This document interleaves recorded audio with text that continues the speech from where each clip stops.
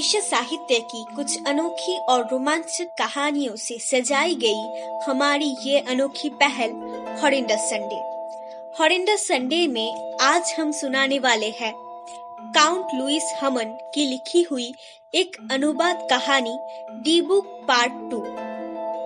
अगर आपने अभी तक डी बुक की पार्ट 1 नहीं देखा है तो पहले उसे देख लीजिए और ऐसे ही फॉरेन हॉरर स्टोरीज की अनुवाद कहानी सुनने के लिए चैनल को प्लीज सब्सक्राइब करें।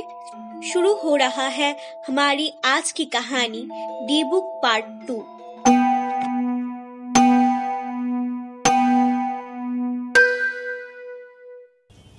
किसी तरह खुद को संभाल के भागते हुए उस कक्ष से बाहर निकल आया। उसके बाद सब अंधेरा। जब होश आया देखा मेरे दोस्त ने मुझे कैंप में ले आया है। कैंप में कुछ देर आराम करके होटल वापस आया। होटल में ही मेरी वाइफ मेरे इंतज़ार कर रही थी।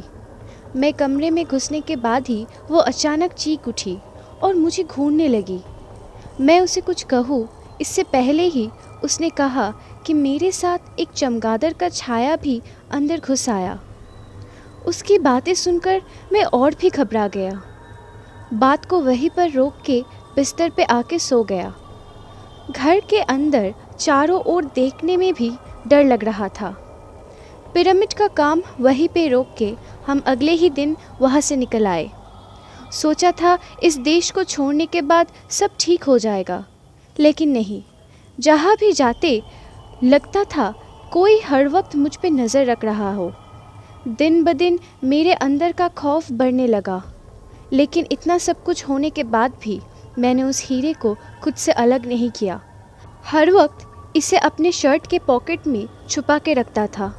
सोचा था बीवी को सब कुछ खुल के बताऊंगा, लेकिन उसके पहले ही वो गुजर गई। नेचुरल डेथ नहीं था। डॉक्टर, पुलिस, कोई इसका कोई भी वजह नहीं निकाल पाया। मेरे पिताजी भी गुम हो गए। मेरे बिजनेस पार्टनर जो मेरे सबसे करीबी दोस्त था वो सुसाइड कर लिया। ये हीरा मुझे भी जिंदा नहीं छोड़ेगा।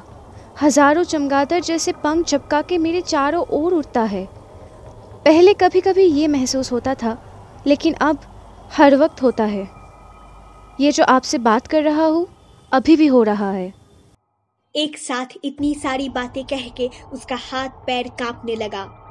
उसका हालत ऐसा हो गया था कि कीरो घबरा गए कि अभी कोई दुर्घटना न हो जाए।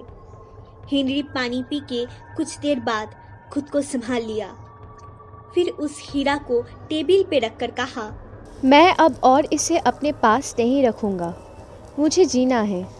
आप विज्ञानी हैं, ये अपने पास रख लीजिए, शायद आपकी कोई काम आ जाए। हेनरी के चले जाने के बाद कीरो ने उस हीरा को अपने बेडरूम पे रख लिया। उस रात कीरो को एक सपना आया। वो एक पिरामिड की समाधि कक्ष के अंदर है। चारों तरफ सिर्फ अंधेरा छाया हुआ है। कक्ष के अंदर हवा कम है। कीरो घुटन सा महसूस करने लगा। डर के मारे कीरो जाग गया। जागते ही ऐसा लगा जैसे अभी तक कोई उसके सीने में बैठा हुआ था। कीरो ने उठ के कमरे का सारा खिड़की खोल दिया। फिर ठंडी हवा आने के बाद वो अच्छा महसूस करने लगा।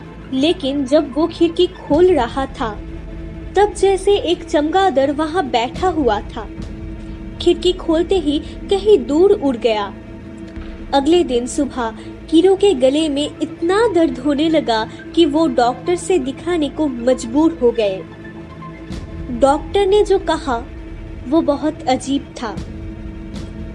डॉक्टर ने कहा कि कोई जहरीले प्राणी के काटने से उसके गले में दर्द हो रहा है। कीरो वहां से सीधा हेनरी के पास आके वो हीरा वापस कर दिया। कहा कि ये हीरा इस दुनिया की ही चीज नहीं है, इसे अपने मालिक के पास दे देना ही ठीक रहेगा।